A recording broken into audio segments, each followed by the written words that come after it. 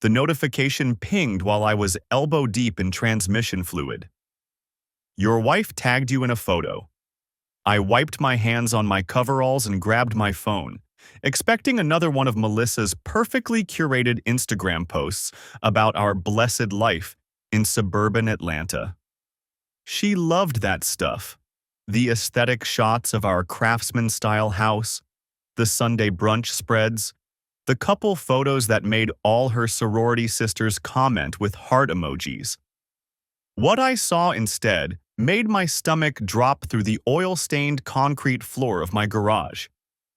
The photo showed Melissa and some guy I'd never seen before, faces pressed together, her hand on his chest.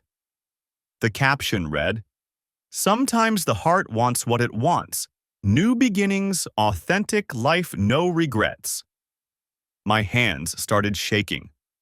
I refreshed the page 3 times, certain this had to be some kind of hack or mistake. But there it was, posted 7 minutes ago, already accumulating likes and shocked comments. I called her immediately, straight to voicemail, texted, "What the hell is this?" 3 dots appeared, disappeared, appeared again. Then, "We need to talk. I'm at Brittany's. Don't come here. I'll be home tomorrow to get some things." Don't come here? To get some things? I stared at those words like they were written in a foreign language. We'd been married for 6 years, together for 8. We'd just celebrated our anniversary 3 weeks ago at that expensive steakhouse downtown where she'd held my hand across the table and told me how lucky she felt. I stumbled back into the house, my project car forgotten. Our golden retriever, Biscuit, padded over with his tail wagging, oblivious to the fact that our world had just imploded. The living room looked exactly as it had this morning. Melissa's yoga mat still rolled up by the couch, her coffee mug in the sink with that lipstick stain on the rim, the framed wedding photo on the mantle where we both looked so stupidly, naively happy. I pulled up Instagram again with trembling fingers. The comment section had exploded. "Girl, what? Does Tyler know about this? This is how you announce it? Really? OMG, who is he? He's gorgeous. Melissa, this is so messed up. You go, girl. Live your truth." I felt like I was watching my life get dissected in real time by an audience of strangers and acquaintances. My phone started buzzing with incoming texts. My brother Jake, my buddy Kevin from the gym, my mom. Everyone had seen it. Mom's message cut deepest. "Sweetheart, I just saw. Are you okay? Call me, please." I wasn't okay. I was 32 years old, standing in my living room at 4 in the afternoon on a Saturday, finding out my marriage was over via social media. This wasn't how things like this happened. There were supposed to be signs, arguments, growing apart. There was supposed to be a conversation, at minimum. I scrolled through Melissa's recent posts with new eyes. There, 2 weeks ago, a quote graphic. "Growth means leaving behind what no longer serves you." 5 days ago, a sunset photo with "New chapters are coming." I'd scrolled past these without a second thought, assuming they were just more of her inspirational content. How had I missed this? I opened our text history. Normal conversations about dinner plans, grocery lists, whose turn it was to take Biscuit to the vet. Nothing seemed off. We'd had breakfast together this morning. She'd kissed me goodbye when I headed out to the garage, said she was meeting Brittany for lunch and shopping. My phone rang. "Jake." "Ty, man, what the hell is happening?" "I have no idea." My voice sounded hollow. "I literally just found out the same way everyone else did." "She posted that without even telling you first? That's insane. That's—" He trailed off, probably realizing there weren't adequate words for this level of betrayal. "Where is she now?" "At Brittany's, apparently. Says she's coming tomorrow to get her stuff." Don't let her take anything, Jake said immediately. Seriously, you need to protect yourself here. This is nuclear, Tyler. She just humiliated you in front of everyone you know. He was right. The humiliation was almost worse than the betrayal itself. My phone kept buzzing with notifications, comments, messages, tags. People were sharing the post. Someone had screenshotted it and posted it to Facebook. My private devastation was becoming public entertainment. I hung up with Jake and did what I probably shouldn't have. I looked at the guy's profile. His name was Derek Ashton. 35, worked in pharmaceutical sales, divorced, lived in Buckhead. His Instagram was full of gym selfies, luxury car photos, and motivational quotes about alpha mindsets and winning at life. This was who Melissa had chosen over me? This walking cliché with his protein shakes and his leased BMW? I went back further in Melissa's photos, looking for clues. Then I found it. A group photo from a charity gala 3 months ago that her company had sponsored. She worked in marketing for a healthcare firm. There in the background, partially cropped out, was Derek. They were standing close together, his hand on the small of her back. 3 months ago. Our anniversary had been 3 weeks ago. She'd been sleeping with this guy, or at least seeing him, while planning our anniversary dinner, while lying next to me every night, while building our supposed future together. The rage hit me then, white hot and overwhelming. I wanted to drive to Brittany's house. I wanted to put my fist through a wall. I wanted to call Melissa and scream until my voice gave out. Instead, I sat down on our couch, Biscuit's head in my lap, and tried to figure out what the hell I was supposed to do next. I don't sleep. Can't. Every time I close my eyes, I see that Instagram post, the way Derek's arm wrapped around her waist like he owned her. Like I never existed. Around 3 in the morning, I give up and go back downstairs. Biscuit follows, his nails clicking on the hardwood. He sits next to me on the couch, resting his head on my thigh while I stare at my phone in the dark. The post has 847 likes now. 43 comments. I shouldn't look. I know I shouldn't. But my thumb moves anyway, scrolling through the reactions like I'm picking at a wound. You two look so happy. Finally, I've been waiting for you to announce. Gorgeous couple. That last one's from someone named Ashley Brennan. I click on her profile. Blonde, early 30s, lots of photos from what looks like the same gym Derek goes to. In one shot from 2 weeks ago, she's tagged at some rooftop bar with Melissa and 3 other women I don't recognize. 2 weeks ago, when Melissa told me she was having dinner with her college roommate. I screenshot it. Add it to the folder I started last night. Evidence. Jake told me to document everything, and he's right. I need to protect myself. My phone buzzes. A text from my mom. Can't sleep either. Call me if you need to talk, sweetheart. I don't call. Can't handle the sympathy in her voice right now, the way she'll try to make sense of something that doesn't make sense. Instead, I open my laptop and do what I should have done months ago. I start looking. Derek's Instagram goes back years. I scroll through his feed, past the gym selfies and the photos of him with other women before Melissa. There's his ex-wife. I find her tagged in older posts. Shannon. Pretty, dark-haired. They're at beaches, restaurants, charity events. Then the photos stop abruptly about 2 years ago. I search for Shannon Ashton. Find her profile set to private, but her profile picture shows her with 2 kids who look about 7 or 8. Derek's never mentioned having kids. Neither has Melissa. I keep digging. Find Derek's LinkedIn. Outside sales for Pemberton Pharmaceuticals. Before that, he worked for 2 other pharma companies.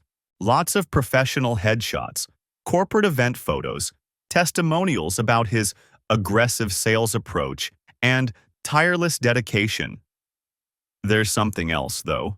A gap. He worked for Baxter Medical Solutions from 2019 to 2021, then nothing for 8 months before Pemberton hired him. I'm about to search deeper when my phone rings. It's 4:47 a.m. Melissa. My hand shakes as I answer. Hello? Tyler. Her voice sounds strange, tight. I need you to not freak out. Not freak out? Are you serious right now? Just listen. I'm coming by at noon to get my things. I need you to not be there. I stand up, pacing. Biscuit watches me with worried eyes. It's my house too, Melissa. You don't get to just, I'm bringing Derek. The words hit like a punch. You're what? I don't want to do this alone, and I don't trust you right now. You don't trust me? The laugh that comes out of me sounds unhinged. You blew up our marriage on Instagram, and you don't trust me? You're angry. I get that. But I need to feel safe. Safe? From me? I can't even finish the sentence. 8 years. I've never raised my voice to her, never done anything to make her afraid. When did I become the bad guy here? I'll be there at noon. Please just go somewhere. Take Biscuit for a long walk or something. No? Silence on the other end. This is my home, I say. You want your stuff? Fine, come get it. But I'm not leaving so you can bring him into my house. Tyler, noon, I'll be here. I hang up before she can respond. My hands won't stop shaking. I sit back down, and Biscuit immediately climbs half into my lap, all 70 pounds of him trying to fit where he used to when he was a puppy. I bury my face in his fur. She's bringing him here, to our house. The place where we picked out furniture together, where we painted the bedroom that awful green color she loved and I hated, but agreed to anyway because it made her happy. Where we had Thanksgiving with both our families last year, where we talked about maybe starting to try for kids next year. She's bringing him here. I don't move from the couch. Watch the sky lighten through the windows, gray dawn turning to pale morning. Around 7, I force myself to shower and change. Make coffee I can't drink. Feed Biscuit, who keeps looking at me like he knows something's wrong. Jake texts at 8:30. You good? She's coming at noon, bringing him. 3 dots appear, disappear, appear again.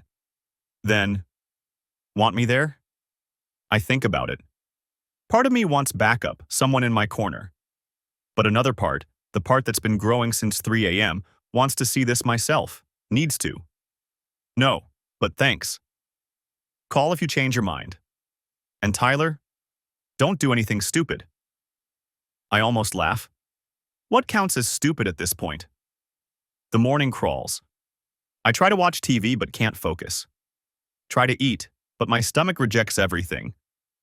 End up back in the garage, staring at the Camaro without seeing it.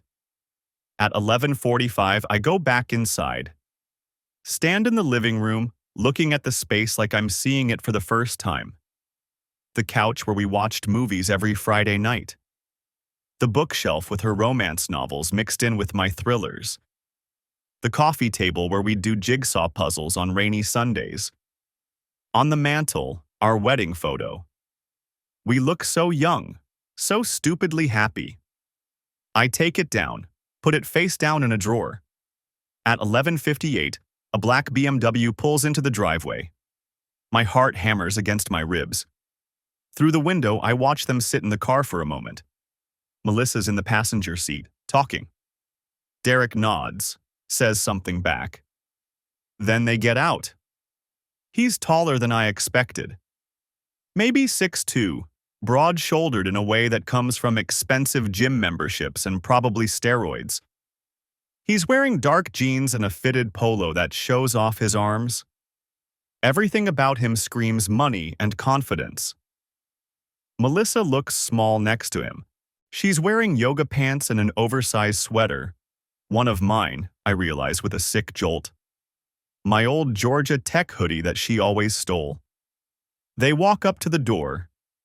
Derek's hand rests on the small of her back. I open the door before they can knock. Melissa's eyes widen slightly. Tyler, I asked you. I live here. I look at Derek. Up close, he's got that pharmaceutical sales look down perfect. Expensive haircut, white teeth, watch that probably costs more than my truck. You must be Derek. He extends his hand. Actually extends his hand like we're meeting at a networking event. Derek Ashton. Look, man, I know this is awkward. I don't take his hand. Get what you need and leave. Melissa's jaw tightens. Can we just do this without drama? Drama? The word tastes bitter. You posted about leaving me on Instagram. You don't get to complain about drama. I knew you'd be like this. She pushes past me into the house. Derek follows, and I have to step back or we'd collide. He's got cologne on. Something expensive and aggressive. They head upstairs. I hear Melissa's footsteps in our bedroom. Her bedroom now, I guess. Drawers opening. The closet door. I stand at the bottom of the stairs, frozen. Biscuit whines next to me. 10 minutes pass. 15. I hear them talking but can't make out the words. Then Derek laughs at something, and the sound of it in my house makes my vision blur red at the edges. I pull out my phone. Open Instagram. Start recording a video. Hey everyone, I say quietly.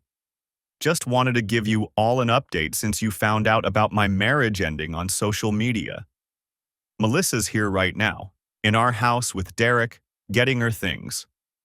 Thought you'd all want to know since apparently my life is public entertainment now. I end the recording. Stare at it. Jake's voice echoes in my head. Don't do anything stupid.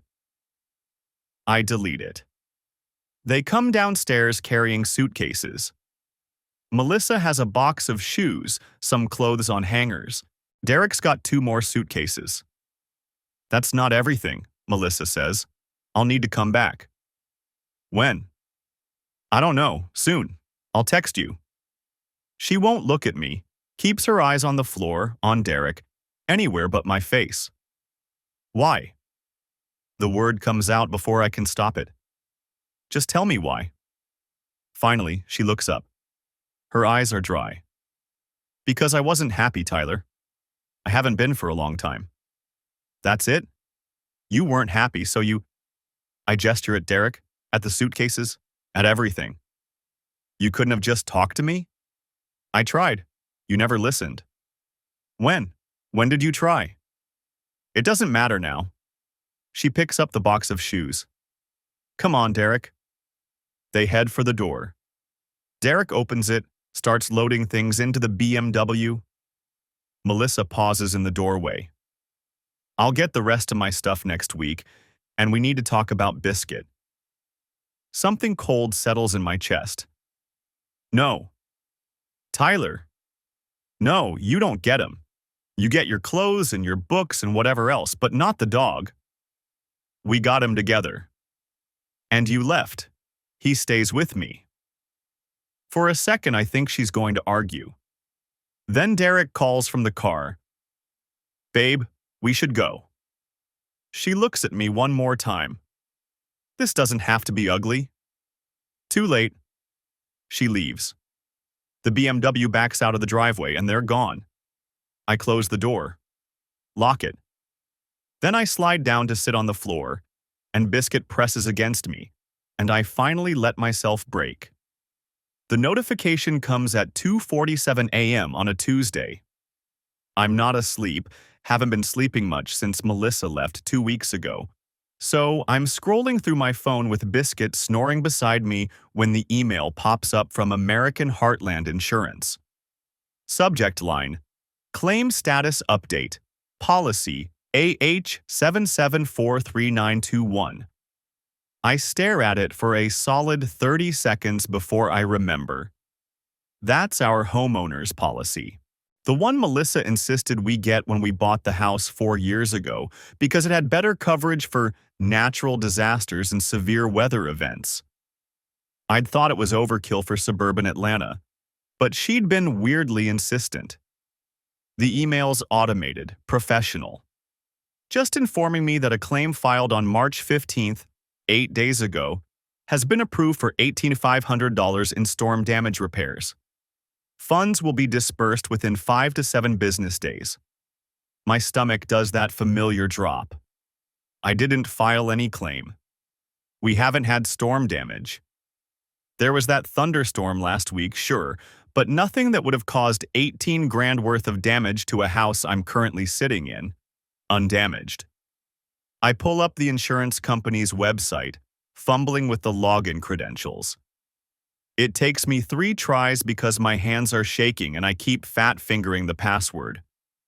When I finally get in, there's a whole case file I've never seen before. Claim filed March 15, 2024. Severe hail damage to roof and siding. Supporting documentation, 47 photos, contractor estimate from Midwest Storm Solutions LLC. Weather service data confirming hail event in the area. I click through the photos. They show our house, or a house that looks exactly like ours. Same craftsman-style architecture, same color scheme. But the roof's torn up, shingles missing. What looks like baseball-sized hail damage pocking the siding. The photos are good quality, taken from multiple angles, time-stamped March 14th. Except our house doesn't look like that. I walked Biscuit around the yard this morning. The roof's fine. I'm pulling on jeans and a hoodie before I've fully processed what I'm doing. Biscuit lifts his head, confused about the 3 a.m. activity, but settles back down when I scratch his ears. Stay, buddy, I'll be right back. The garage is cold, and I'm not sure what I'm looking for until I see it. Melissa's storage boxes, the ones she didn't take when she cleared out with Derek. She'd said she'd come back for them, eventually. But 2 weeks later, they're still stacked against the far wall, next to her yoga mat and the camping gear we haven't used in 3 years. I start with the box labeled Work Stuff, Old Files. It's mostly what you'd expect. Marketing materials from her healthcare firm, conference badges, promotional swag. But underneath, there's a manila folder that doesn't match the others. No label. I flip it open. Maps. Printed Google Maps with routes highlighted in different colors. Oklahoma City to Tulsa, Joplin to Springfield, Mobile to Pensacola, Little Rock to Memphis. Each route has dates written in Melissa's handwriting. May 2022, August 2022, October 2022, March 2023. I spread them across the workbench, and a pattern emerges. These aren't random road trips. Every single route follows major storm systems. I remember some of these: the Oklahoma tornadoes in May 2022, hurricane season hitting the Gulf Coast, the severe weather outbreak across Arkansas last spring. Melissa had gone on all these trips. Volunteer disaster relief, she'd said, helping storm victims, coordinating supply drives for her company's community outreach program. I'd been proud of her.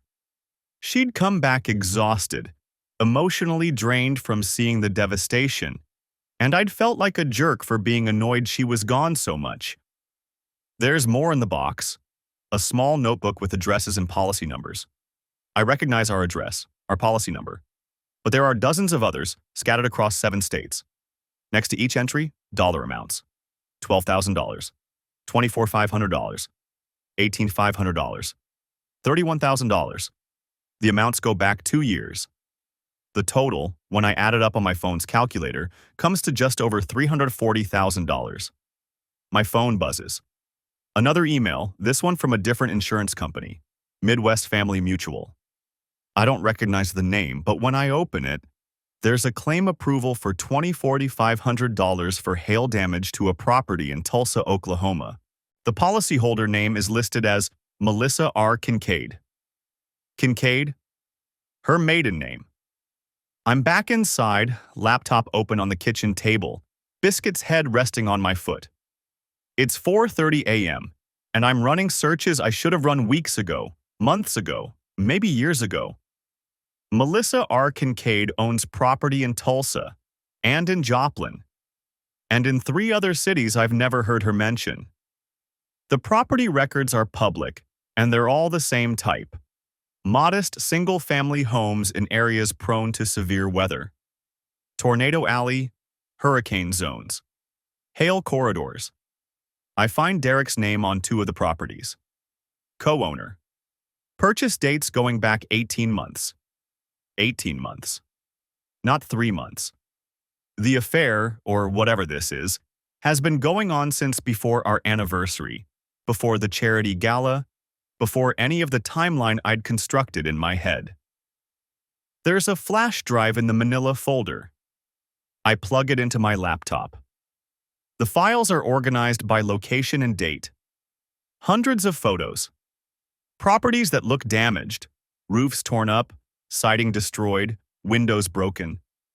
But there are other photos too, before and after sequences that make my skin crawl. A house with a pristine roof. Then the same house with shingles torn off, debris scattered across the yard. The metadata shows the photos were taken 6 hours apart. No storm system passed through that area on that date. I check the Weather Service archives to be sure. There are videos. Melissa and Derek, I recognize his voice now, that practiced sales guy smoothness, discussing which shingles to remove, how to make hail damage look authentic, where to place the ladder for the best photo angles. In one video, Derek's using what looks like a baseball bat to dent aluminum siding while Melissa films and laughs. Make it look random, she says. Hail doesn't hit in a pattern. Yes, ma'am, Derek replies. And there's something in his voice, something flirtatious and familiar that makes me want to put my fist through the laptop screen. I find contractor estimates from Midwest Storm Solutions, LLC. The business registration shows Derek as the owner. The estimates are always just under the threshold that would trigger additional insurance company scrutiny. Never more than $35,000, never less than $10,000. Professional looking, detailed, complete with photos and material costs. All fake. All of it. There's a spreadsheet breaking down their operation. Properties purchased in cash. Where did that money come from? Insurance policies under different variations of their names. Claim schedules coordinated with actual weather events, so the timing looks legitimate. They'd file claims within days of real storms hitting the area, piggybacking on actual disaster declarations to avoid suspicion. The notes in the margins are in Melissa's handwriting. Wait for FEMA declaration before filing. Use local contractors for estimates to avoid out-of-state flags. Keep claims under $30K, sweet spot for auto approval. They'd been systematic, careful, smart enough to spread the fraud across multiple states, multiple insurance companies, multiple identities. Smart enough to use real storm events as cover. Not smart enough to keep the evidence out of a box in our garage. I'm staring at the spreadsheet when I notice the dates again. The Oklahoma trip in May 2022. That was when Melissa said she was visiting her college roommate who'd just had a baby. The Gulf Coast trip in August. A girls' weekend with Brittany. The Arkansas trip last March.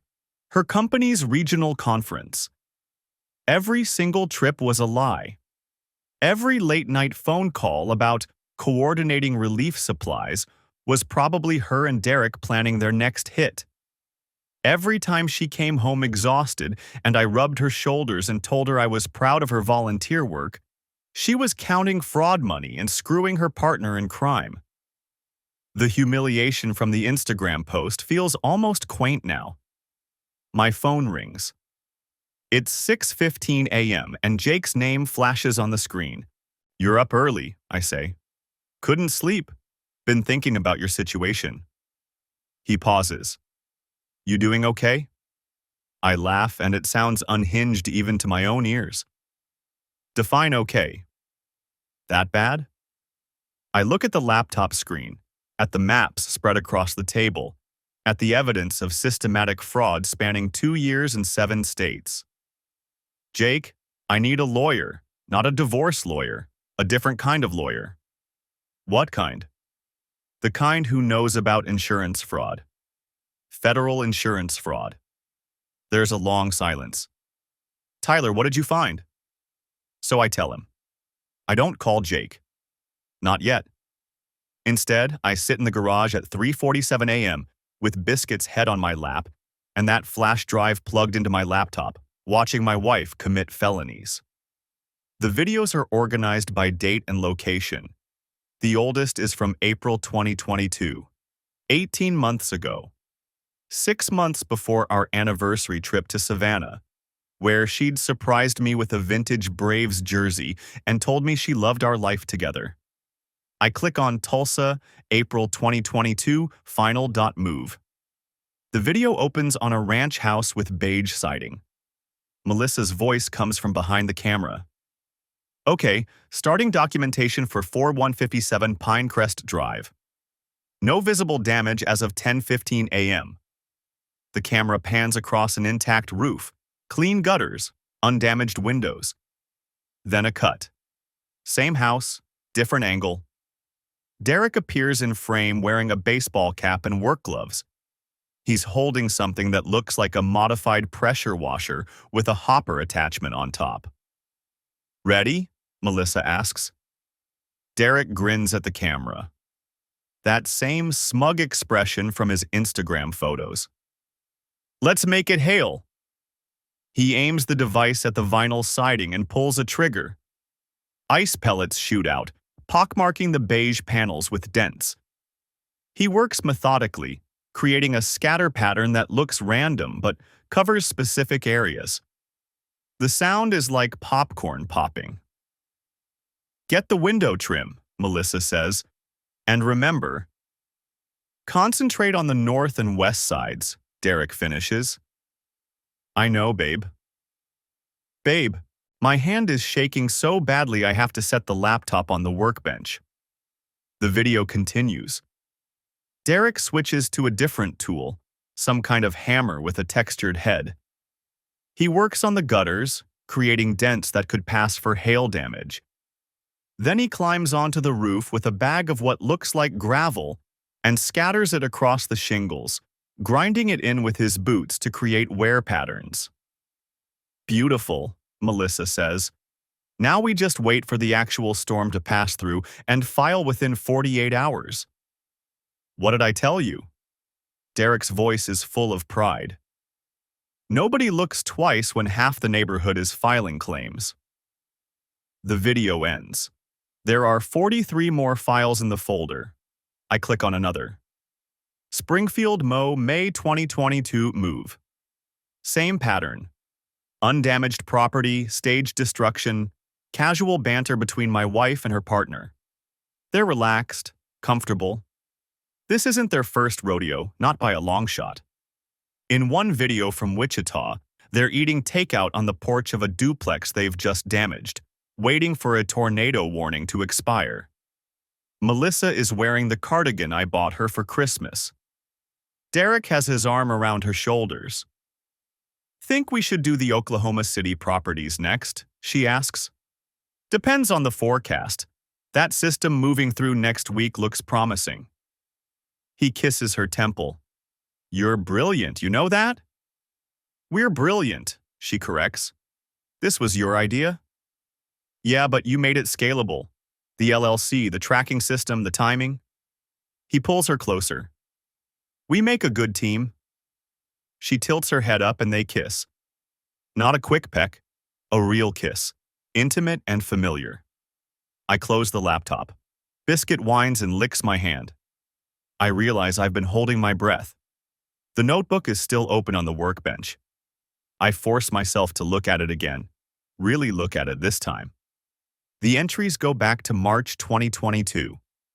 Each one lists a property address, policy number, claim amount, and filing date. The dates align perfectly with actual weather events. I pull up my phone and start cross-referencing. April 14, 2022, Tulsa hailstorm. Claim filed April 15th. May 3, 2022, Springfield tornado outbreak. Claim filed May 4th, June 8, 2022, Wichita severe thunderstorms. Claim filed June 9th, on and on. 7 states, 19 properties.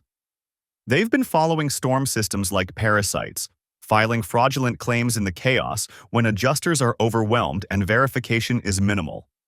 The amounts vary. $8,500 here, $22,000 there. Never enough to trigger serious scrutiny. The total in the notebook is $340,000, but that's just what's recorded. There could be more. I flip to the most recent entry. It's dated 3 weeks ago. Atlanta, GA. My address. Our house. Policy number matches our homeowner's insurance. Claim amount, $18,500. Status, approved. She filed a fraudulent claim on our actual home, the place we live together. While she was planning to leave me, she was setting up one more score. My phone buzzes. A text from Jake. You good? Call me when you wake up. I check the time. 4:23 a.m. I've been in this garage for almost 2 hours. I need to think. I need to figure out what the hell I'm supposed to do with this information. The rational part of my brain, the part that isn't drowning in betrayal and rage, starts making a list. Evidence I have. Physical documents, notebook, maps, property records, digital evidence, flash drive with videos and photos, email confirmation of fraudulent claim on my property, timeline spanning 18 months, multiple states, multiple insurance companies, clear documentation of conspiracy evidence I don't have, how they're laundering the money, where the initial capital came from, who else might be involved. Whether they've done this before under different names, I open the laptop again and start going through the other files on the flash drive. There's a folder labeled Financials. Inside are spreadsheets tracking expenses and payouts, equipment costs, travel expenses, property taxes, insurance premiums. They've been meticulous. One spreadsheet is titled ROI Analysis XLSX. Return on investment. They've been treating this like a legitimate business. Initial capital invested, $180,000. Source, DA Personal Funds. Derek's money. He bankrolled this operation. Total claims paid out to date, $340,000. Net profit, $160,000. Projected profit by end of 2024, $425,000. They have a business plan, a growth strategy. They're planning to keep doing this. There's another folder, Properties. Future. Inside are listings for homes in Louisiana, Mississippi, and Florida. Hurricane territory. They're expanding. My phone buzzes again. Not Jake this time. An email notification. From Melissa Kincaid. My stomach drops. Kincaid. Her maiden name. The email she's been using for the fraud operation. The subject line reads, Storage Unit Access. I open it. Tyler, I forgot I have some business files in the storage unit under my name. I need to access them this week. I'll be by on Thursday afternoon. You don't need to be there. M. Business files. She doesn't know I've found everything. She thinks her boxes are still sealed in the garage. She's coming back for the evidence. I look at the timestamp. She sent this at 11:47 p.m., before I got the insurance email, before I opened the boxes. She has no idea I know. Thursday. That's 5 days from now. I forward the email to my personal account, then screenshot it for good measure. Then I start photographing everything in the boxes.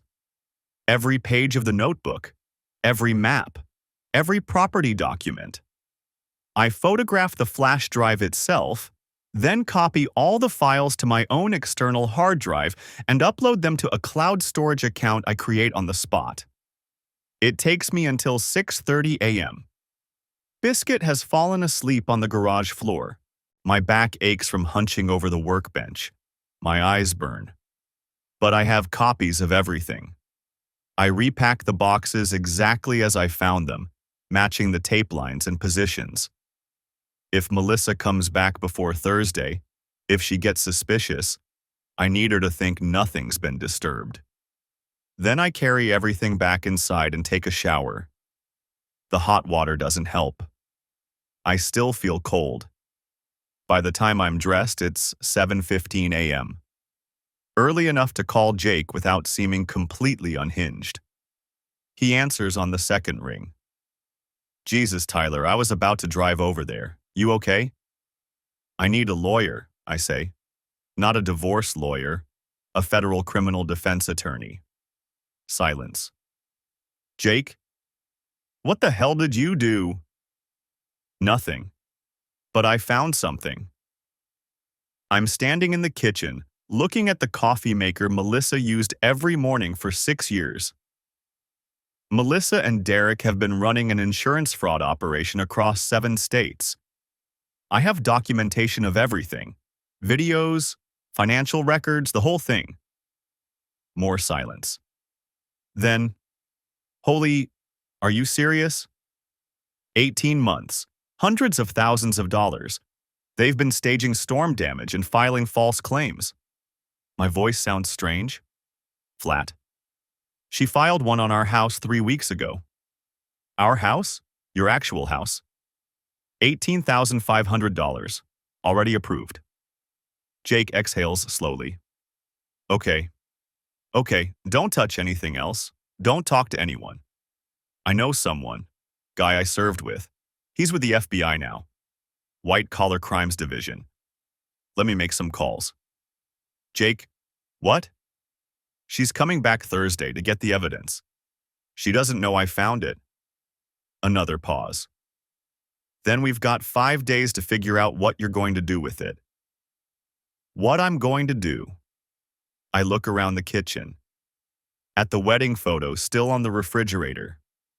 At Melissa's coffee mug in the dish drainer. The one with the lipstick stain I couldn't bring myself to wash. Yeah, I say. 5 days. I spend Sunday organizing everything into 3 separate evidence packages. The original flash drive stays hidden behind the false back panel in my toolbox, a compartment I installed years ago that Melissa never knew about. The copies go to my safety deposit box in Jake's house. Every document photographed, every video backed up to an encrypted cloud account I created using a burner email. By Monday morning, I'm sitting in a glass-walled conference room 30 floors above downtown Atlanta, watching Jake's FBI contact flip through printed screenshots of Melissa and Derek's operation. Special Agent Patricia Wolf doesn't look like what I expected. She's maybe 45, wearing a pantsuit that probably costs more than my truck payment, with reading glasses on a chain around her neck. She studies each page like she's got all the time in the world, occasionally making notes on a yellow legal pad. Walk me through how you found this, she says, not looking up.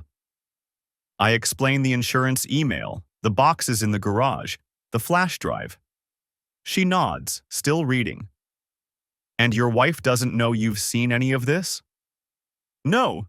She thinks I'm just the idiot husband who got dumped. That gets a small smile. Good. Let's keep it that way. She taps one of the maps.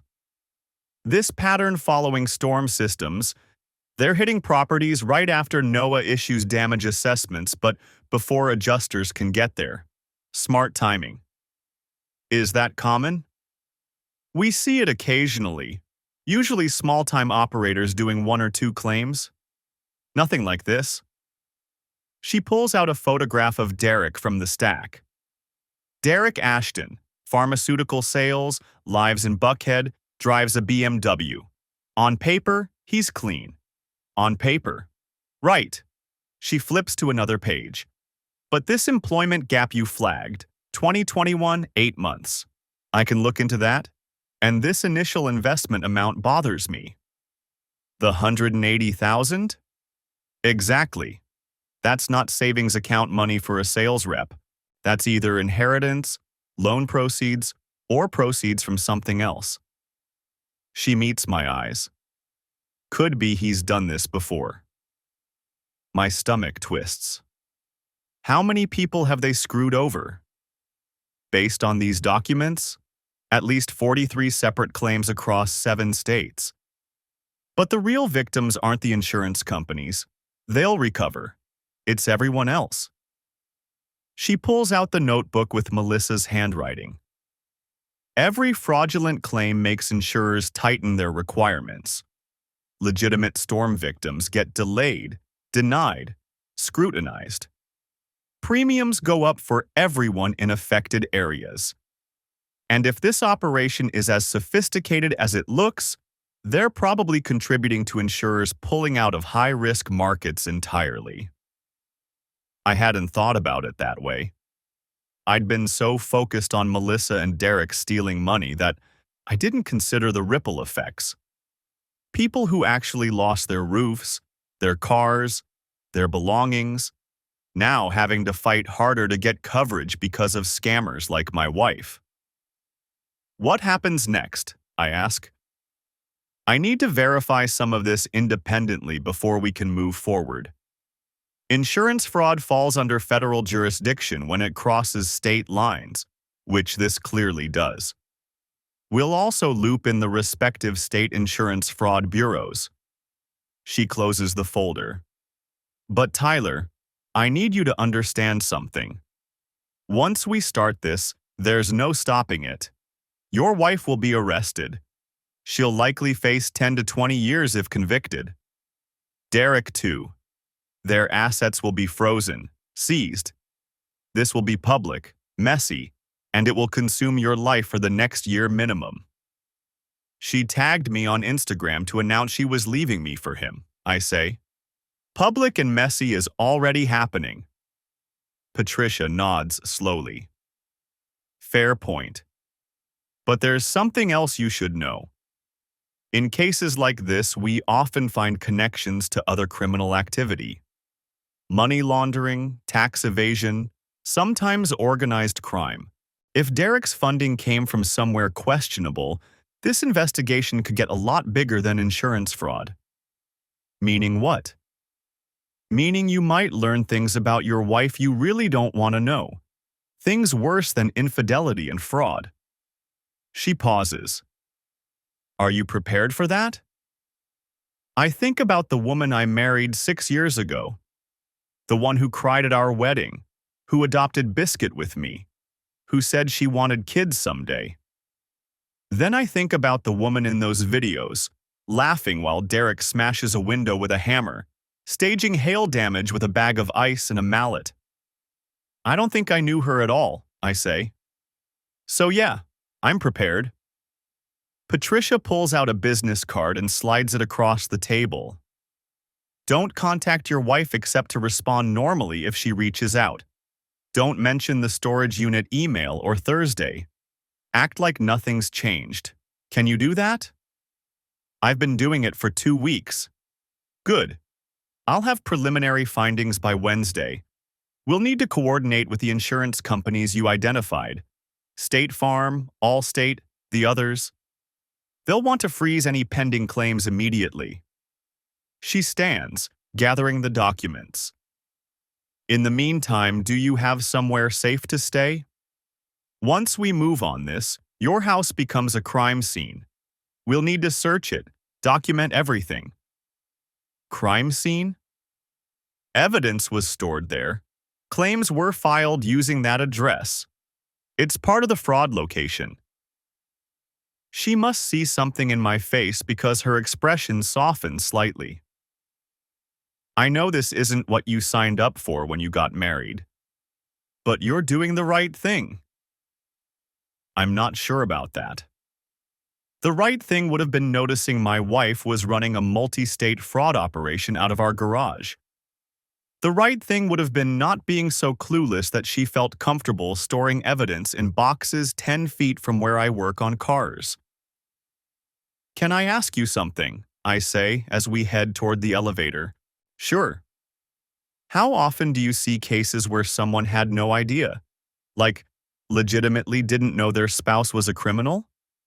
She presses the down button. More often than you'd think. People compartmentalize.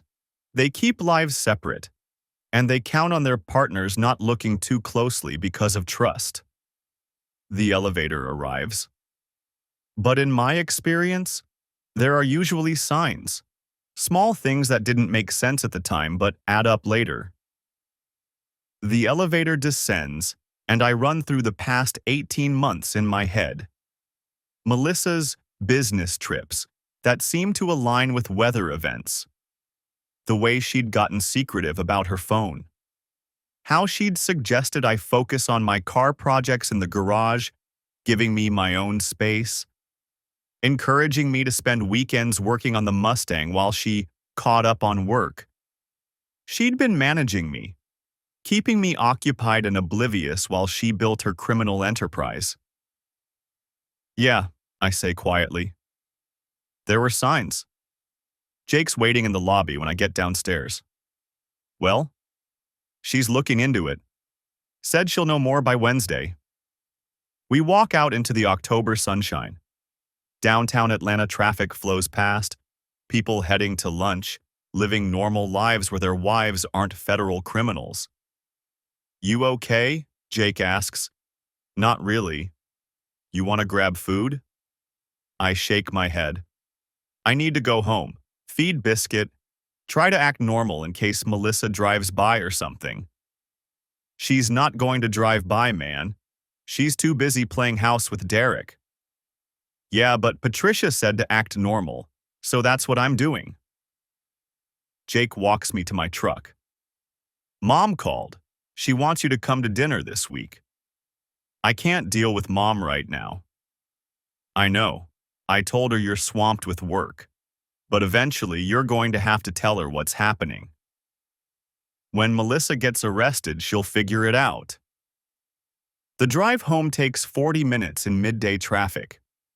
I keep the radio off, just thinking about the investigation ramping up, about federal agents combing through my life, about whether Melissa will figure out something's wrong before Thursday.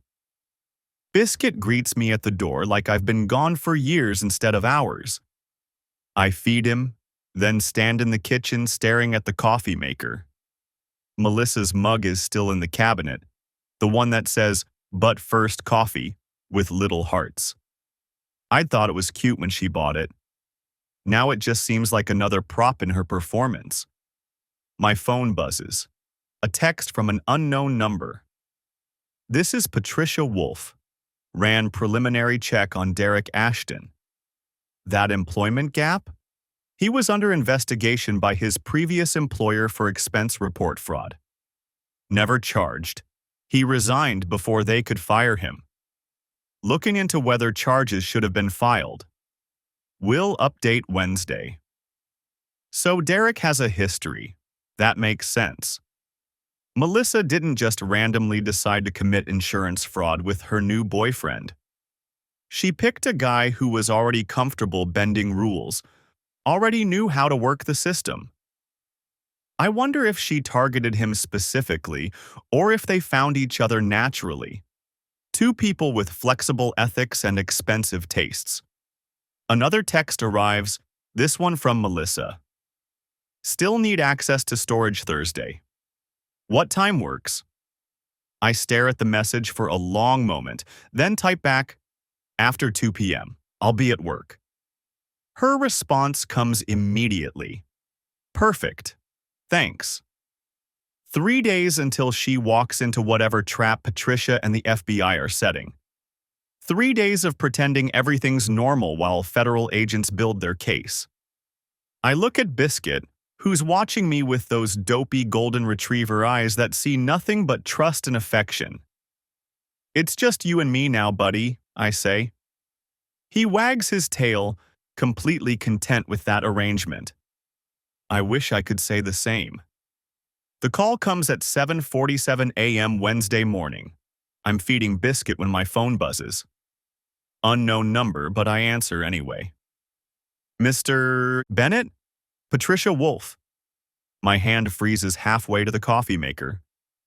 Yeah, hi. Can you meet me this morning? 9 o'clock, same location as yesterday?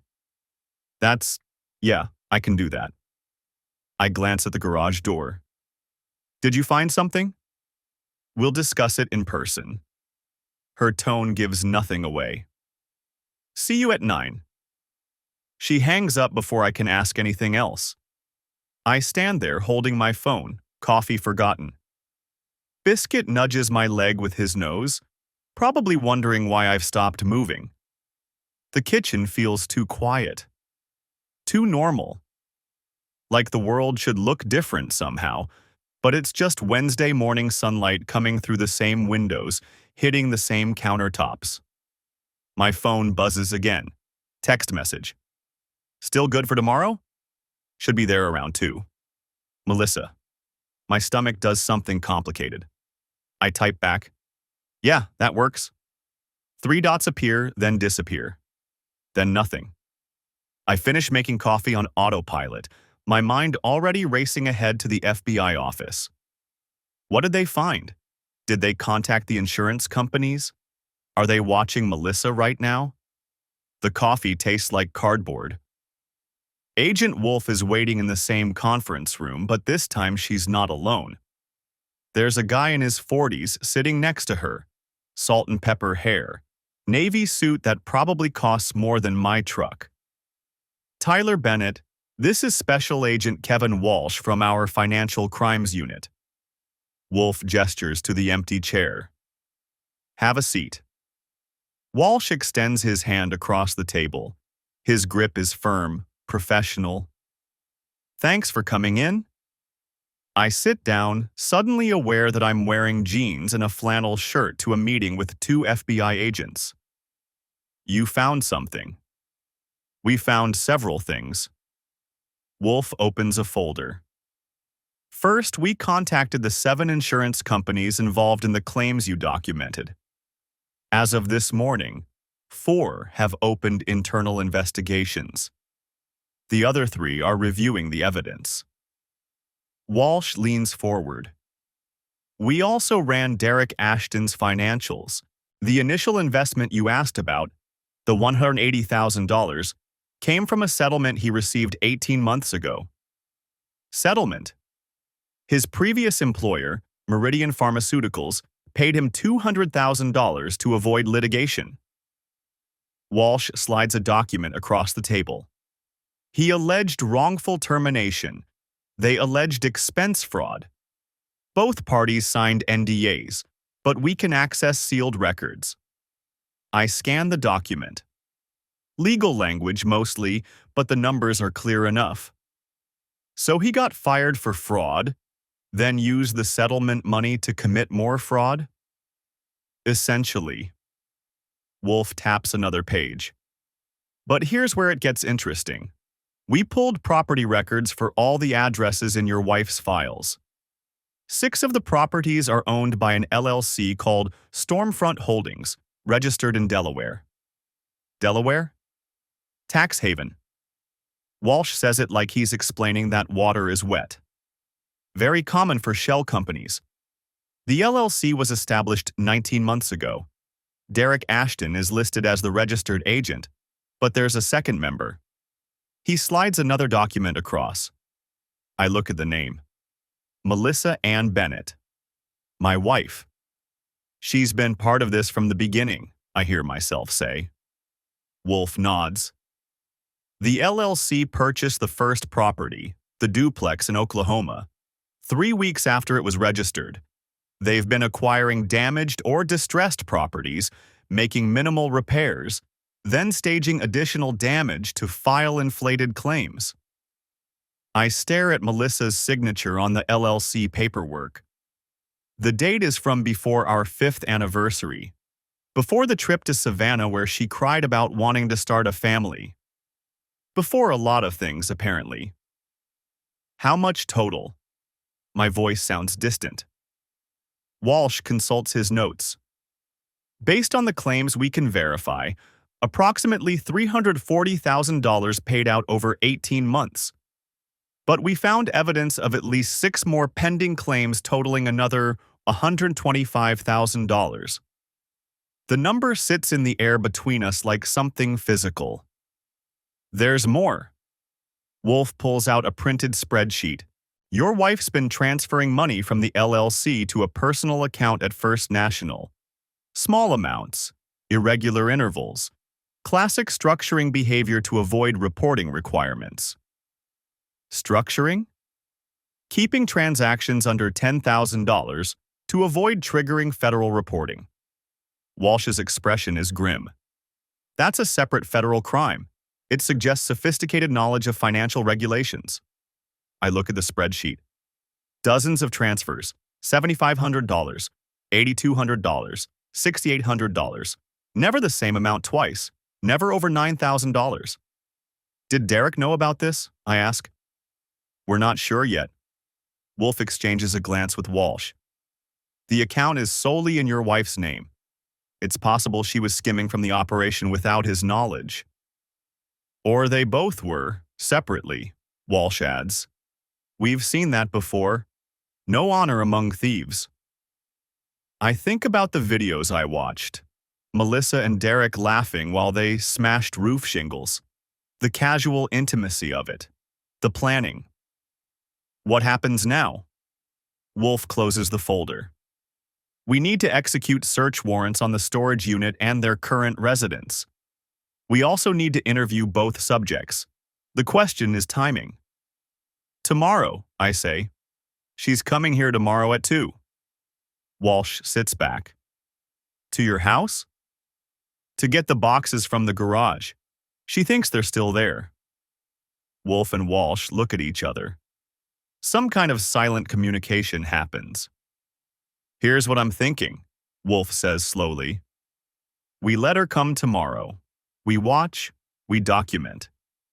If she takes the boxes, that's destruction of evidence. If she doesn't, we execute the warrant Friday morning when we have better positioning. You want to use my house as a surveillance location? It's not a question. Only if you're comfortable with that. Wolf's tone is careful. We can set up across the street, minimal intrusion. You wouldn't have to interact with her at all. Just let her into the garage, then leave. I think about it. About Melissa walking into that garage, opening those boxes, finding them empty. The look on her face when she realizes. What if she asks where they are? Tell her you moved them. Walsh shrugs. Tell her you were cleaning. Tell her anything.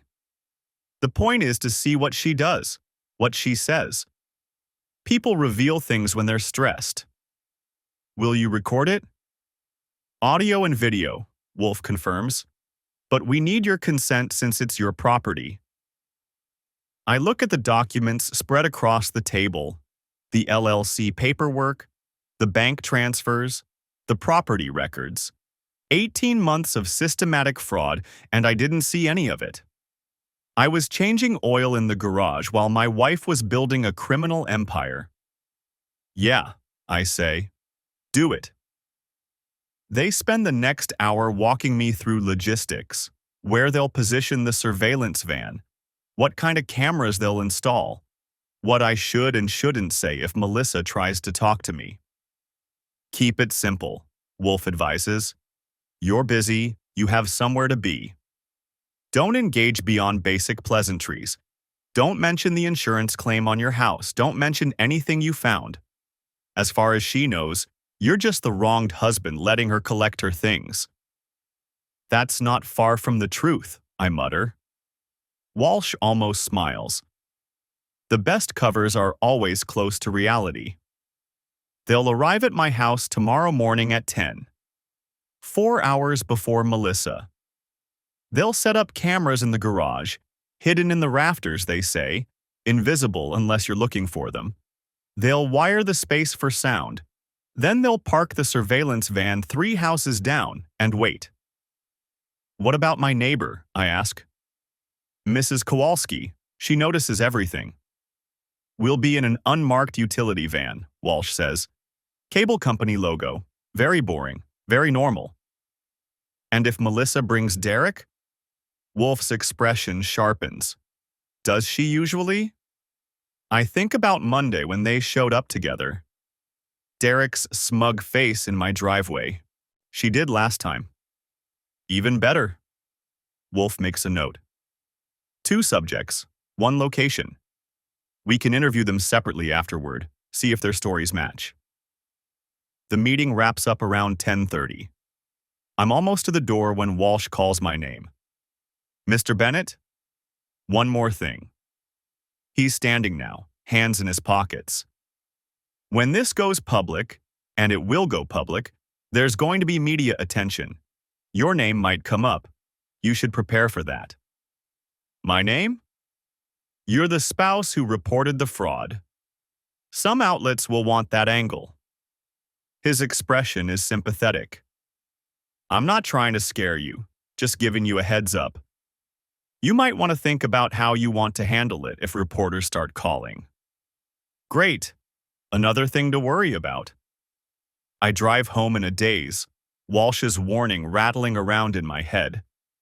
Media attention. Reporters. My personal disaster becoming public entertainment. When I pull into the driveway, I sit in the truck for a long minute, just looking at the house. Tomorrow, FBI agents will be hiding in my garage. Cameras will be recording every word. And Melissa will walk in like she owns the place, which, technically, she still does, looking for evidence of her crimes. My phone buzzes. Text from Jake. "How'd it go?" I type back. "They're setting up surveillance tomorrow." Melissa doesn't know. 3 dots appear immediately. "Holy shit. You okay?" "Ask me Friday." I get out of the truck. Biscuits waiting at the door, tail wagging like this is just another normal day. Like tomorrow isn't going to change everything. I scratch his ears and try to believe him. The house feels different Wednesday night. Every corner holds evidence now, not just of Melissa's betrayal, but of something methodical and calculating. I keep walking through rooms, seeing them with new eyes. The yoga mat she'd unroll in the living room at 6 every morning. I'd thought she was getting healthy. Now I wonder if she was just establishing an alibi, a routine so predictable I'd never question when she deviated from it. The stack of travel magazines on the coffee table. "Just daydreaming," she'd said when I asked. But they're all states in Tornado Alley or hurricane zones. Alabama, Louisiana, Oklahoma, Texas. I pick one up. There's a sticky note on a page about Galveston. "Beach house potential?" in her handwriting. Not a vacation dream. A target. My phone buzzes. "Jake. You doing okay?" "Define okay." "Fair point. You eatin'?" I look at the kitchen. There's a frozen pizza in the freezer that's been there since before I knew my wife was a criminal. "Not hungry." "Tyler, you gotta eat something." "I had coffee." "Coffee's not food." He pauses. "Want me to come over? Bring something?"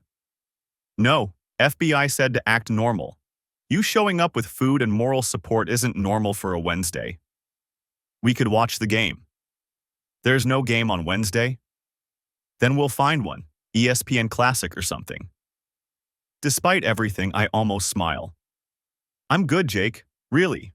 Just thinking." That's what I'm worried about. After we hang up, I do what I've been avoiding.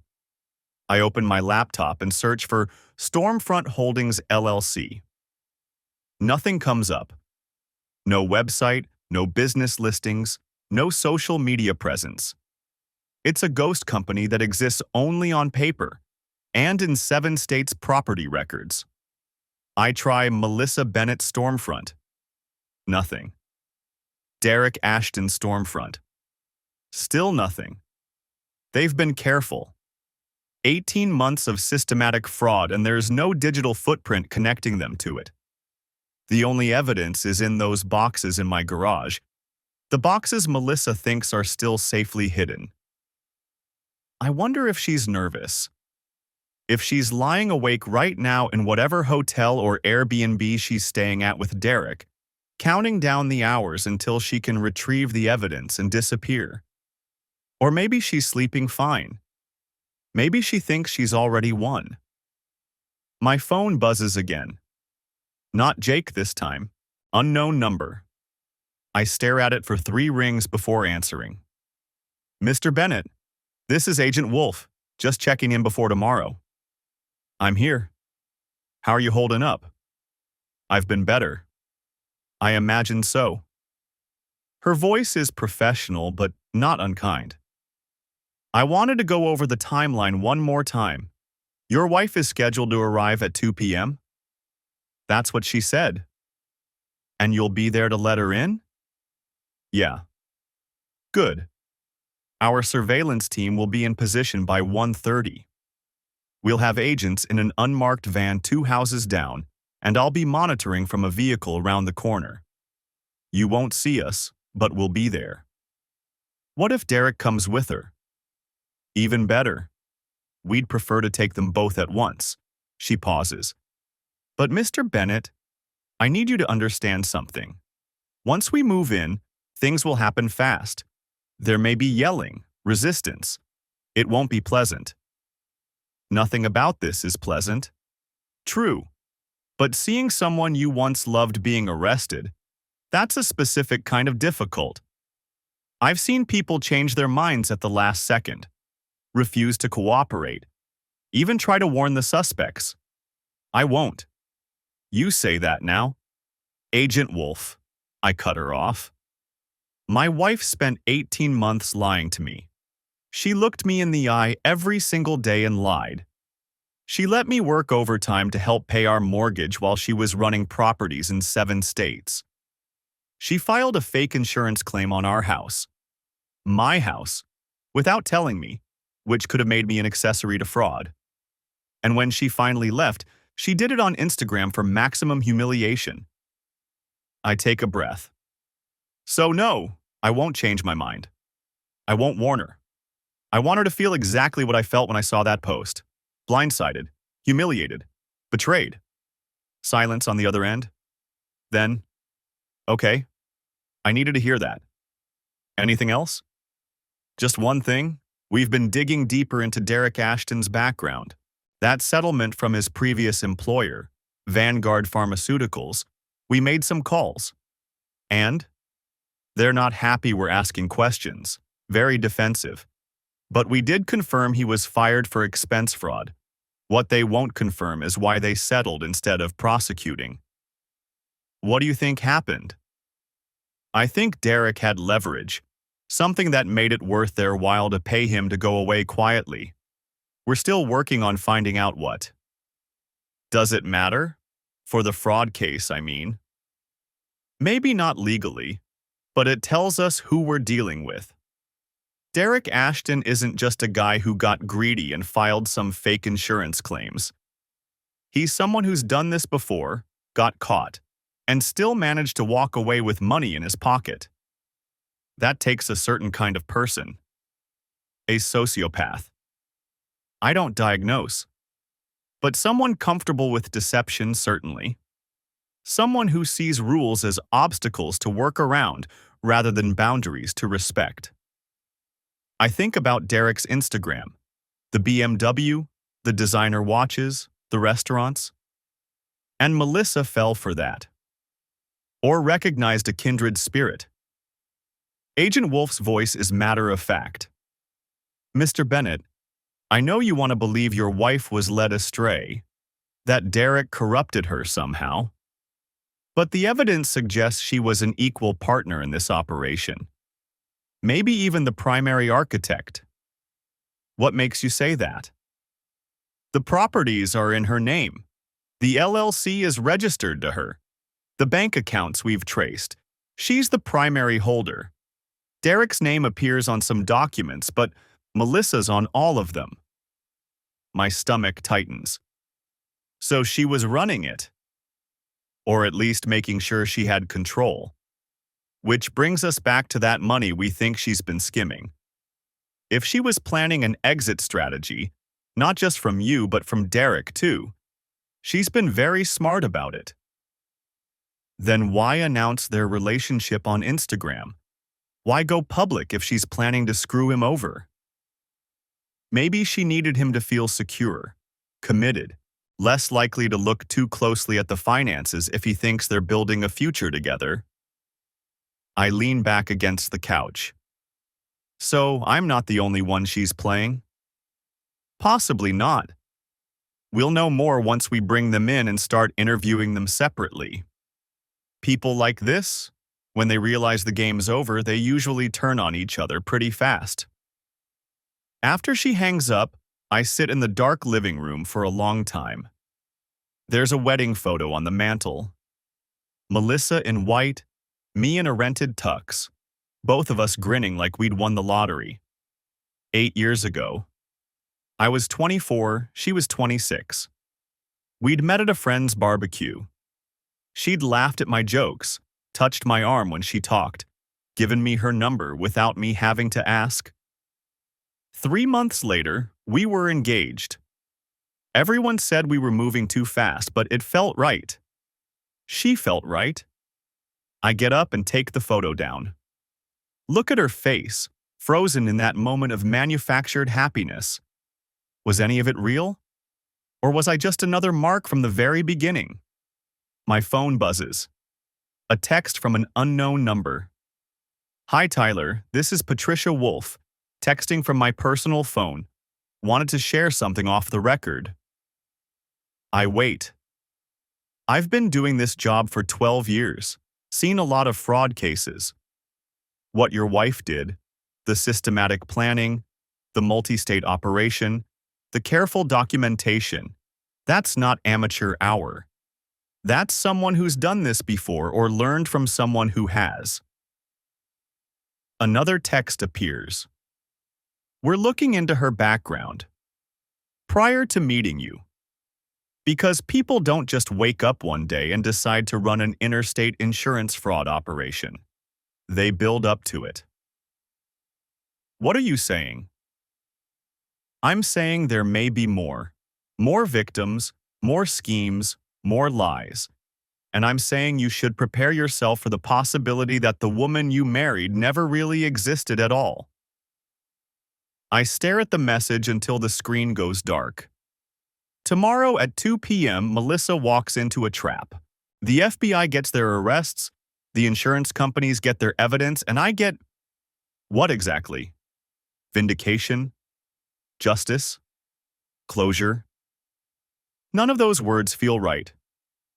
I look at the wedding photo one more time, then drop it in the trash can. The glass doesn't break, just lands with a soft thud on top of yesterday's junk mail. 18 hours until she arrives. I should sleep. Instead, I open my laptop again and start searching for everything I can find about Melissa's life before we met. Agent Wolf is right. People don't become criminals overnight. And if my wife has been running cons her whole life, I want to know what else I missed. Thursday, 1:47 p.m. I'm sitting in my truck 3 blocks away, parked outside a Starbucks I've never been to, when Agent Wolf calls. We're in position. Cameras are live, audio's clear. You ready? I watch a young couple walk past holding hands, laughing about something. Normal people living normal lives. Yeah. Remember, let her in, point her to the garage, then leave. Don't engage beyond that. We'll handle the rest. Got it. I drive back slowly, every traffic light feeling like a countdown. When I pull into my driveway at 1:56, the street looks exactly like it always does. Mrs. Kowalski watering her garden. The Martinez kids riding bikes. A cable van parked 2 houses down that I wouldn't look at twice if I didn't know better. Inside, Biscuit greets me with his usual enthusiasm. I scratch his ears, then put him in the bedroom with his favorite toy and close the door. Whatever happens in the next hour, he doesn't need to see it. At exactly 2:03, the black BMW pulls up. Melissa gets out alone. No Derek this time. She's wearing jeans and a t-shirt, her hair pulled back in a ponytail. She looks tired. Worried, maybe. Good. I open the door before she can knock. Hey, she says, not quite meeting my eyes. Hey. Awkward silence. She shifts her weight. So, the boxes. Garage. Same place you left them. Thanks. She moves past me, and I catch a whiff of her perfume, the same one she's worn for years. It used to make me feel safe. I follow her to the garage, unlock the door, flip on the light. She heads straight for the boxes against the far wall. I've got somewhere to be, I say. Lock up when you're done. She glances back, surprised. Oh, yeah, okay. I walk back through the house, grab my keys, and head for the truck. Through the window, I can see her kneeling by the first box, peeling back the tape. I'm pulling out of the driveway when I see her freeze.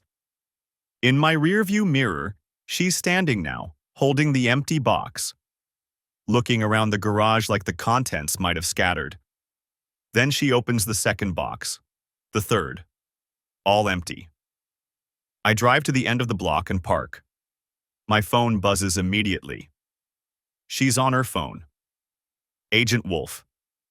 Calling someone, can't tell who yet. I watch in my side mirror as Melissa comes out of the garage, phone pressed to her ear. She's pacing now, agitated, talking fast. Derek's name just came up. She's asking where the files are. Melissa gets in her car. For a second, I think she's going to leave, and I wonder what the FBI will do. But she just sits there, still on the phone. She's texting someone now. We're running a trace. 5 minutes pass. 10. Melissa's still in her car, phone in hand. She looks scared now. Really scared. Then 2 SUVs pull up, blocking her in. Front and back. Agent Wolf and 3 other agents exit, weapons drawn but pointed down. Professional. Controlled. I can't hear what they're saying, but I see Melissa's face through the windshield. Shock, confusion, then understanding. She knows. Wolf approaches the driver's side. Melissa's window comes down. They talk for maybe 30 seconds. Then, Melissa's door opens and she steps out, hands visible. The handcuffs go on. I watch my wife of 6 years get arrested in our driveway and I feel nothing. Not satisfaction, not vindication, just a hollow kind of exhaustion. My phone rings. Mr. Bennett, you can come back now. We need to get your statement. The next 3 hours are a blur of questions and paperwork. I give my statement in my own living room while agents photograph the garage, bag evidence, document everything. Melissa's been taken to the FBI field office downtown. Derek was picked up simultaneously at his condo in Buckhead. They're being interviewed separately, Agent Wolf tells me around 6 p.m. Both lawyered up immediately, but Derek's already trying to cut a deal. What kind of deal? Full cooperation in exchange for reduced charges. He's claiming Melissa was the mastermind, that he was just following her lead. She shrugs. Classic. Is it true? Based on the evidence, they were equal partners. But Derek's smart enough to know that whoever talks first usually gets the better deal. And Melissa? Her attorney advised her not to say anything, but she did ask about you. I look up. What about me? She wanted to know if you were the one who turned her in. Wolf's expression is unreadable.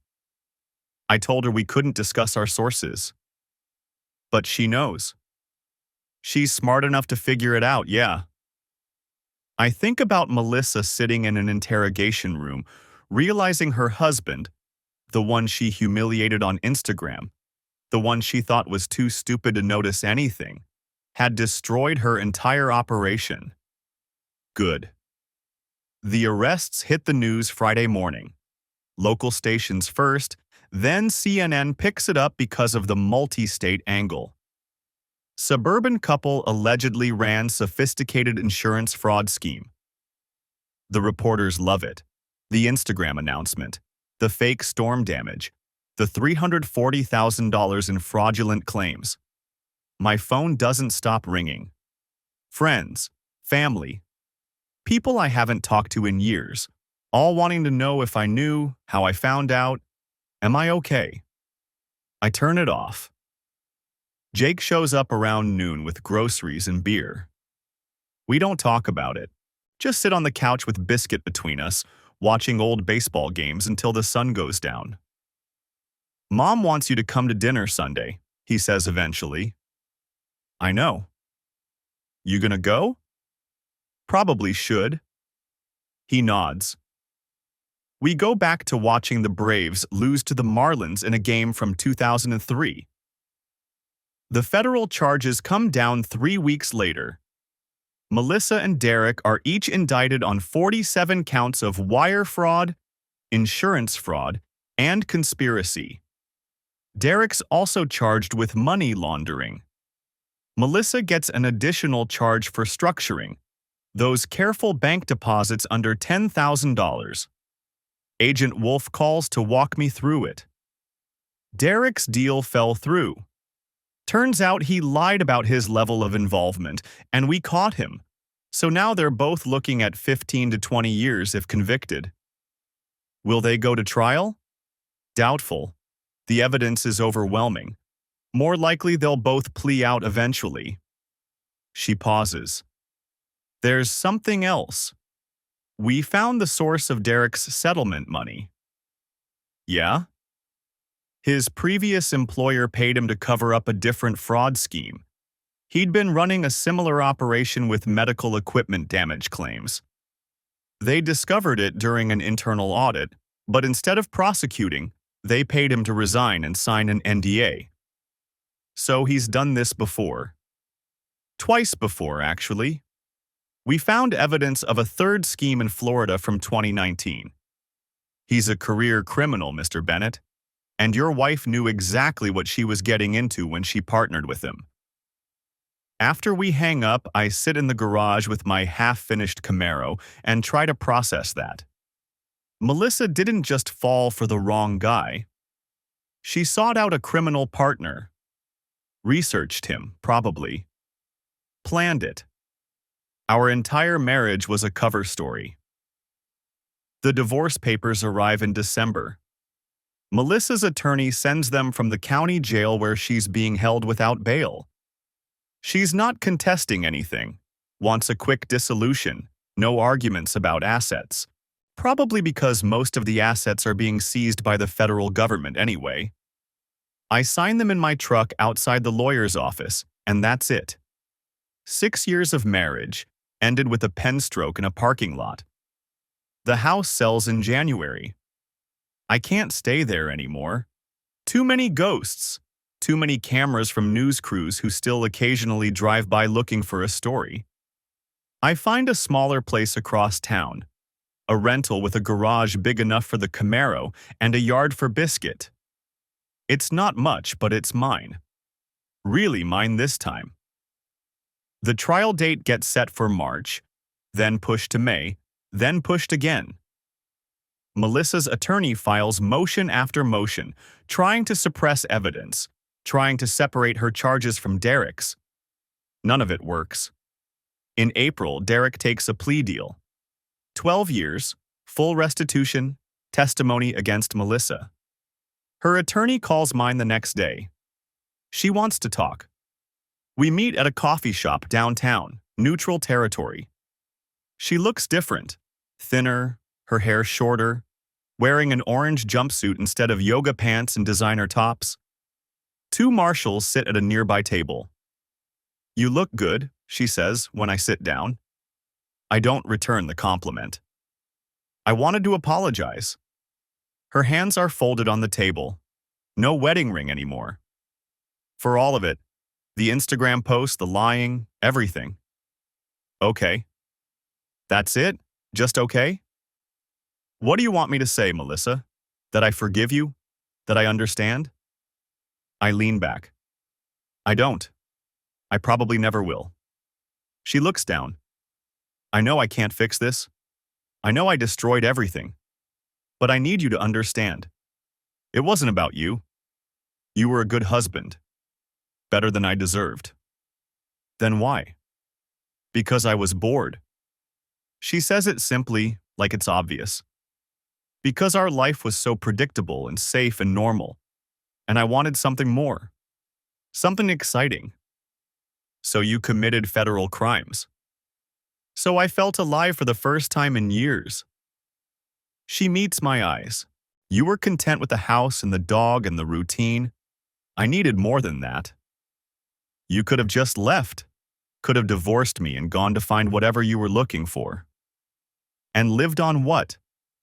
A marketing manager's salary in Atlanta? She shakes her head. I wanted the life Derek could give me. The money, the freedom, the adventure. The fraud. Yeah, the fraud. She almost smiles. And it was good, Tyler. For 18 months, I felt like I was finally being myself. Not playing the role of suburban wife, not pretending to care about brunch and book clubs and your husband. She has the grace to look ashamed. I'm sorry, I really am. But I can't regret becoming who I actually am. I stand up. I hope it was worth it. Wait. She reaches for my hand, but the marshals tense and she pulls back. I'm taking a plea deal. 8 years. I'll be out when I'm 42. Still time to start over. Good for you. Tyler. Her voice cracks. I know you hate me. I know I don't deserve anything from you. But can I ask one thing? What? Take care of Biscuit. He was always more yours anyway. It's the first genuine thing she said. I nod. I will. I'm almost to the door when she calls out, for what it's worth, I did love you. Once, in the beginning. I don't turn around. That's worth exactly nothing. Melissa takes the plea deal in June. 8 years, full restitution, forfeiture of all assets. The judge calls it a betrayal of public trust on a massive scale and suggests she's getting off easy. She doesn't look at me during sentencing. Doesn't look at anyone except her attorney. Derek gets 12 years in a different facility. Agent Wolf tells me they're making sure the two of them can never communicate, afraid they'll try to coordinate stories or plan another scheme. People like this don't change, she says. They just get better at hiding. By August, the media has moved on to other scandals. The house has sold, the divorce is final, and I'm settling into my new place. The Camaro's almost finished, just needs a new carburetor and some interior work. I'm under the hood on a Saturday afternoon when my phone rings. Unknown number, but I answer anyway. Mr. Bennett, this is Patricia Wolf. Agent Wolf, didn't expect to hear from you again. I wanted to give you an update. We've been investigating Melissa's background like I mentioned. I wipe my hands on a rag. And? She's done this before. Different name, different state.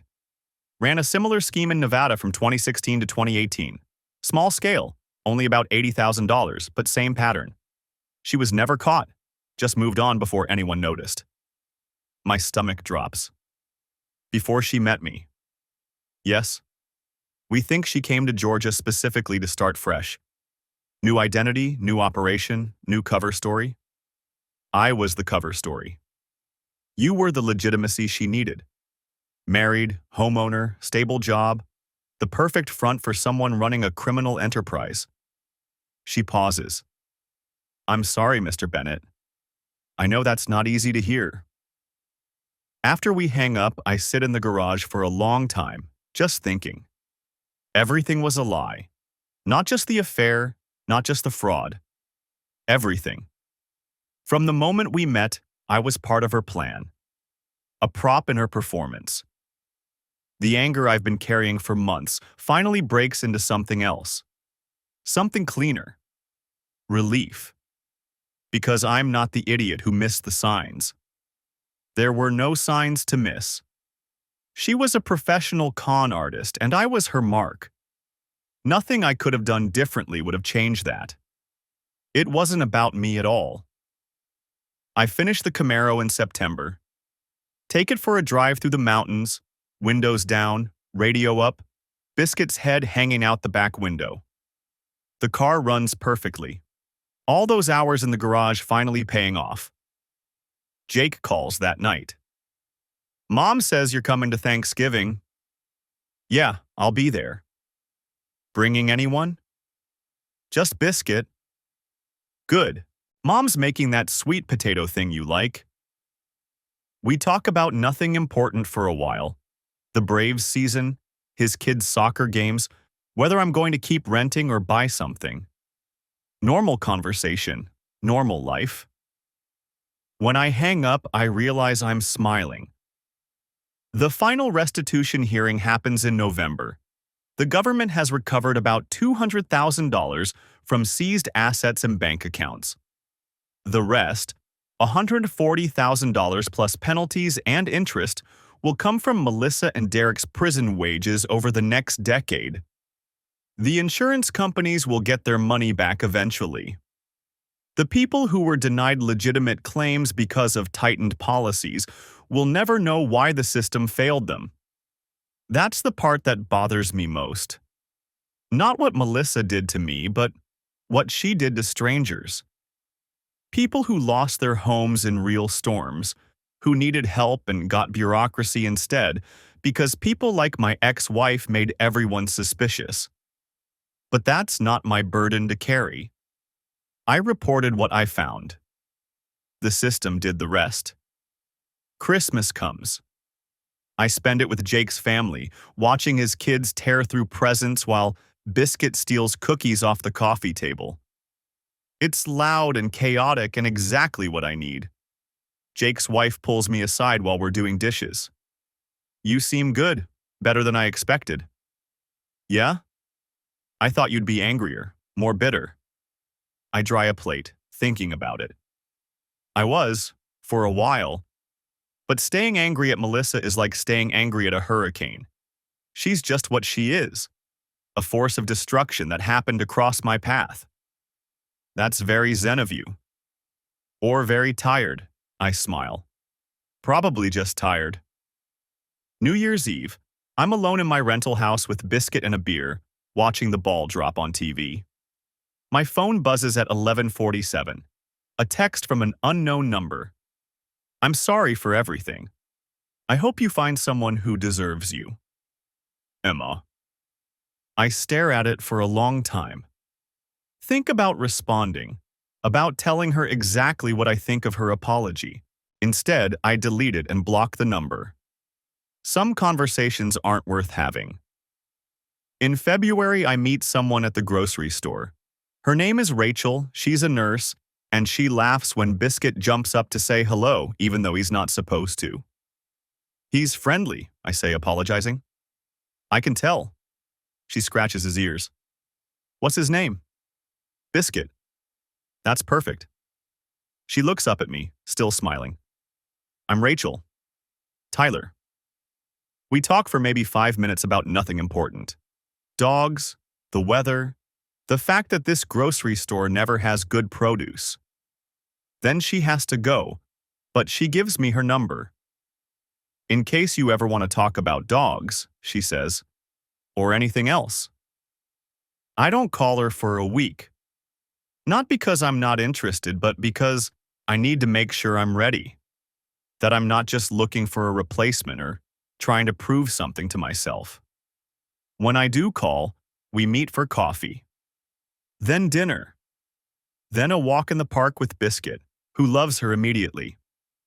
She doesn't ask about my divorce until our fourth date, and when I tell her, the broad strokes, not the details, she just nods. That's a lot to process. Yeah. Are you? Processing it, I mean. Getting there. I look at her across the table. I'm not going to pretend I don't have baggage, but I'm working on it. Everyone has baggage. She reaches across and takes my hand. The question is whether you're dragging it behind you or unpacking it. I think about that. About the anger I've let go, the blame I've stopped carrying. The future I'm starting to imagine that doesn't include Melissa's shadow. Unpacking, I say. Definitely unpacking. By spring, Rachel and I are serious. Not moving in together serious, but definitely heading that direction. She meets Jake and his family. I meet her parents. Biscuit splits his time between both our places. It's not perfect. I still have moments where I wonder if I'm missing something, if there are signs I should be looking for, but Rachel's patient with my occasional paranoia, and I'm learning to trust again. Slowly. One Saturday in April, we're at a farmer's market when I see someone who looks like Derek across the crowd. My heart rate spikes before I realize it's just some guy in a polo shirt. Derek's in federal prison in Pennsylvania. He can't hurt me anymore. Rachel notices. You okay? Yeah, just thought I saw someone. She squeezes my hand. Want to get out of here? No. I take a breath. No, I'm good. And I am. Because Derek and Melissa don't get to take this from me. This normal Saturday morning. This woman who actually cares about me. This life I'm building from scratch. They took enough. They don't get any more. In June, Agent Wolf calls one last time. Just wanted to update you. Melissa's been transferred to a federal facility in West Virginia. She'll serve her full 8 years there. Okay. And we've closed the investigation, recovered about 85% of the fraudulent claims, identified all the victims, worked with the insurance companies to make them whole. She pauses. Your cooperation made that possible, Mr. Bennett. You should know that. Thanks. One more thing. We found evidence of 2 other victims. Men she was involved with before you, similar patterns. Both relationships ended when she moved to new states, started new schemes. We've contacted them, let them know what happened. How'd they take it? About how you'd expect. Angry, hurt, relieved to have answers. She clears her throat. You're not alone in this. That's what I wanted you to know. You weren't uniquely foolish or blind. She was just uniquely good at deception. After we hang up, I sit with that for a while. 2 other men.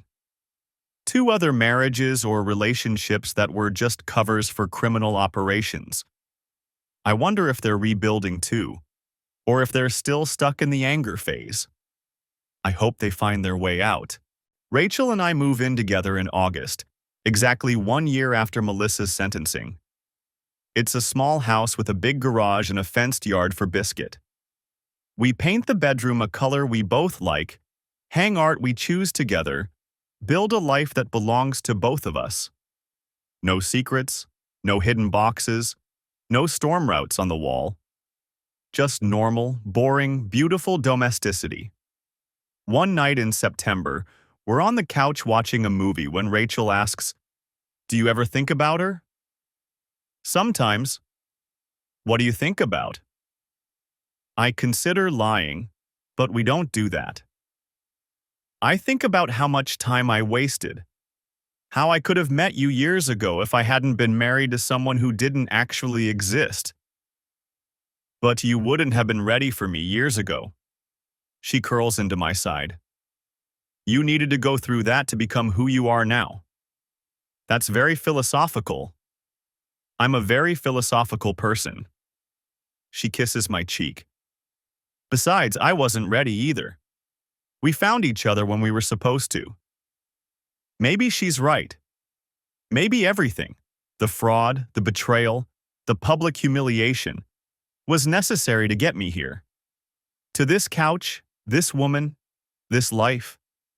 Or maybe that's just what we tell ourselves to make sense of senseless things. Either way, I'm here now.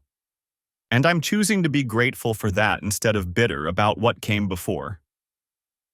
2 years after the arrests, I'm in the garage working on a new project, a '72 Bronco that needs more work than the Camaro ever did, when my phone buzzes. Email notification. Subject line: Inmate communication request, Melissa Bennett. My finger hovers over delete. Then I open it. Tyler. I know I have no right to contact you. I know you probably hate me, and I've earned that. But I've been thinking a lot in here about the choices I made and the people I hurt. You most of all. I want you to know that I'm genuinely sorry. Not sorry I got caught, but sorry for what I did. You deserved better. You deserved the truth. I hope you found happiness. I hope you found someone who can give you what I never could. Sincerity, honesty, real love. I don't expect forgiveness. I just wanted you to know that I see now what I couldn't see then. That what we had, or what we could have had if I'd been different, was worth more than any amount of money or excitement. I threw away something real for something fake, and I'll regret that for the rest of my life. Be well. Melissa. I read it twice. Look for the angle, the manipulation, the con. Maybe there isn't one. Maybe she really has changed, found some kind of redemption in prison. Or maybe this is just another performance, another role she's playing. I'll never know for sure. That's the thing about pathological liars. Even their confessions could be lies. I close the email without responding. Rachel appears in the garage doorway. Dinner's ready. You coming? I look at her. This real, honest, imperfect woman who shows me every day what actual love looks like. And I smile. Yeah, I'm coming. I delete Melissa's email and follow Rachel inside, where Biscuit's already begging for scraps and the kitchen smells like garlic and home. The lesson, if there is one, isn't about trust or vigilance or watching for signs. It's simpler than that. Some people are broken in ways you can't fix. Some people will lie so convincingly that you'll never see the truth until it's too late. And some people will use your love as a weapon against you. That's not your fault. That's not a failure of perception or judgment. That's just what happens when you're unlucky enough to cross paths with someone who's chosen deception as a way of life. The real choice, the only choice that matters, is what you do after. Do you let it destroy you? Make you cynical and closed off and afraid to trust anyone ever again? Or do you grieve what you lost, learn what you can, and build something better with someone worthy of the effort? I chose the second option. Some days it's harder than others. Some days I still wonder if I'm missing something, if Rachel's hiding secrets, if I'm being played again. But most days, I just live. I work on cars, I walk my dog, I love my partner, I show up for my family. I exist in the ordinary moments that Melissa found so boring, and I've learned that ordinary is underrated. Ordinary means no federal agents in your garage. Ordinary means no Instagram announcements that blow up your life. Ordinary means knowing the person across from you at breakfast is actually who they say they are. Ordinary, it turns out, is everything. 3 years after the arrests, I'm at Jake's house for a barbecue when his oldest kid asks me, "Uncle Tyler, is it true your ex-wife went to jail?" The adults freeze. Jake starts to intervene, but I wave him off. "Yeah, buddy, it's true." "What did she do?" "She stole money from people," lied to them, and took things that weren't hers. He processes this with the seriousness of a 9-year-old. That's bad. Very bad. Did you know she was doing it? Nope, she hid it from me. That's even badder. He pauses. Are you sad? I think about it. Really think about it. Not anymore. I was for a while. But now I'm mostly just glad I found out when I did. So you could stop her? So I could start over. He nods like this makes perfect sense, then runs off to play with Biscuit. Rachel appears next to me with a beer. That was good. The honesty. Kids deserve honesty. Everyone does. She clinks her bottle against mine. That's kind of the whole point, right? Yeah, that's exactly the point. I don't know where Melissa is now, beyond the general knowledge that she's in a federal facility in West Virginia, serving year 4 of an 8-year sentence. I don't know if she's found redemption or if she's planning her next con. I don't know if that apology email was genuine or just another manipulation. And here's the thing. I don't care. She's a chapter in my life that's closed. Not forgotten. You don't forget something like that. But finished. Done. Filed away in the past where it belongs. My life now is Rachel and Biscuit and Jake's family and the Bronco in my garage and Sunday dinners and ordinary happiness. It's everything Melissa thought was boring. It's everything I thought was enough. And it turns out we were both right. For her, it wasn't enough. She needed the thrill, the deception, the rush of getting away with something. She needed to feel clever and powerful and alive in ways that normal life couldn't provide. For me, it's more than enough. It's everything. The difference between us, the fundamental, unbridgeable difference, is that I know the value of what I have. And she never did. That's not a lesson you can teach someone. It's not something you can fix or change or convince them of through love or patience or trying hard enough. Some people are wired to destroy good things, to take something real and precious and turn it into just another tool for their schemes. You can't save people like that. All you can do is save yourself. So that's what I did. I gathered the evidence, made the call, and walked away from the wreckage of my marriage with my integrity intact. I didn't get revenge. The legal system did that. I didn't get closure. That's a myth anyway. What I got was the chance to start over with clear eyes and a better understanding of what actually matters. Trust, but verify? No. That's still living in fear.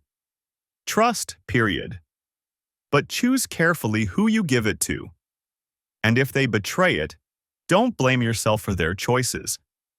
That's the real lesson. Not that you should be suspicious of everyone, but that you should value the people who prove themselves worthy of trust. The ones who show up honestly, who live transparently, who choose you every day not because you're useful to them, but because they genuinely want you in their lives. People like Rachel, like Jake, like the small circle of real friends I've built since the divorce. Those are the people worth keeping, worth building a life with. Everyone else, including the woman who wore my ring while planning her exit strategy, they're just weather. Storms that pass through, causing damage, then moving on to the next target. You can't control the weather. You can only decide how you rebuild after it's gone. I chose to rebuild stronger, smarter, more authentic. And if there's any justice in the world, Melissa's sitting in her cell right now realizing what she gave up. Not the house or the life or the husband. Those were never real to her anyway. But the possibility, the chance to be someone genuine, to build something that mattered. She traded all of that for $340,000 and 8 years in federal prison. I traded all of it for a second chance at happiness. I know who got the better deal. And that, finally, is enough.